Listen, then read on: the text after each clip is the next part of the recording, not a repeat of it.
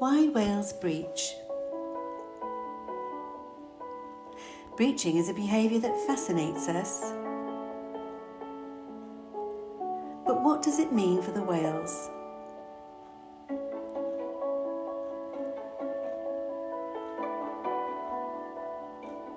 Are they communicating? Is it a social function? Territorial? Dislodging barnacles and lice? Various suggestions have been put forward as a function for breaching in whales. But one study by marine biologist Ruth Searle showed some fascinating results. First, let's explore the idea that whales breach to dislodge parasites. Whales can carry as much as 450 kilograms of barnacles and are found mainly on the underside of the whale's body. Whale lice are also found on the ventral or underside of the body, mainly within the throat pleats where they are least affected by water turbulence. But most whales breach onto their dorsal surface where there aren't many parasites. Grey whales have a very high parasite load, yet they breach less frequently than humpbacks. Other frequent breachers like right and bowhead whales are usually free of barnacles. Breaching is seen more frequently in the warmer breeding grounds when barnacles drop off easily, and performed more frequently by calves in the first few weeks of life when they have very few parasites, so this is unlikely to be the explanation. One whale was seen to breach 130 times in just 75 minutes. A single breach uses around 1% of the whale's daily energy requirements. But a sequence of breaches would use a lot more energy and must be important to the whale, especially in the breeding grounds when they're not feeding to replace energy. The rates of breaching are different depending on the location.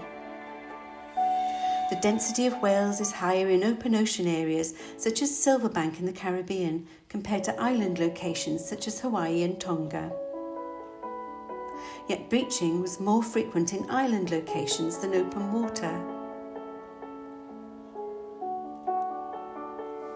So the density of whales does not seem to be a factor, and the idea that breaching could be territorial is not seen in this study. But around island locations, there's a greater threat. Predatory tiger sharks. They find more food around island reef systems. They attack more frequently in shallower water when hunting marine mammals such as seals and cetaceans. So higher breaching rates in island locations could be a response to the threat of attack from sharks. And this could be extended to boats and whale watchers in the water. There was also more breaching in mother calf pods, and calves performed more of the breaching, in fact over 75% more breaching than their mothers. Calves also breached more frequently in isolation from other surface behaviour, such as tail and peck slapping.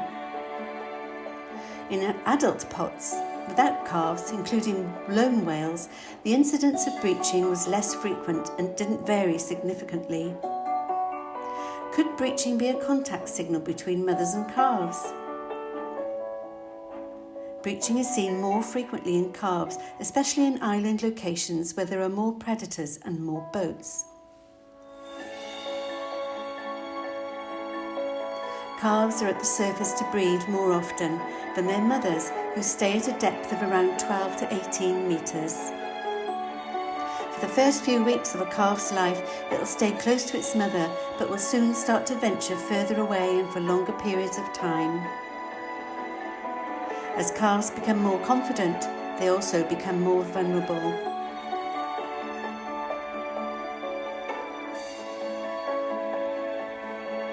Keeping in touch with their mother becomes vital, and a breach is a perfect way for a calf to let his mum know where he is. Breaching is perfectly within the hearing range of humpback whales at less than 100 Hz. But won't that attract sharks? No, because the sound of a breach at the surface is a short, quickly attenuated signal when compared to vocalizations, which travel a long way underwater. The sound of a whale song can travel across a whole ocean basin within the sound channel. The sound of a breach is also at a lower frequency than vocalizations and below the peak frequency that a shark or killer whale can hear. Sharks withdraw from sudden intense sounds within 10 metres of the source, so breaching is a good strategy to deter a prowling shark. A breach is also a visual signal. From underwater, a mother would see the splash of her calf breaching at the surface. Migrating whales breach to maintain group cohesion and maintain contact within the pod. Calves call to their mothers with a breach, especially if there are threats present, predators or boats nearby. And while we don't often witness an attack by a predator, rake marks seen on humpback calves during their first year show predation is significant. Killer whales and sharks are their main predator, and in another video we'll see how breaching behaviour may have evolved. It's the slower, more rotund whale species that breach more frequently. These are the sperm, right, grey and humpback whales. They are also the species which aggregate on the breeding grounds. When we look at fight and flight strategies, it's the slower, rotund whale species that stay and fight their predators.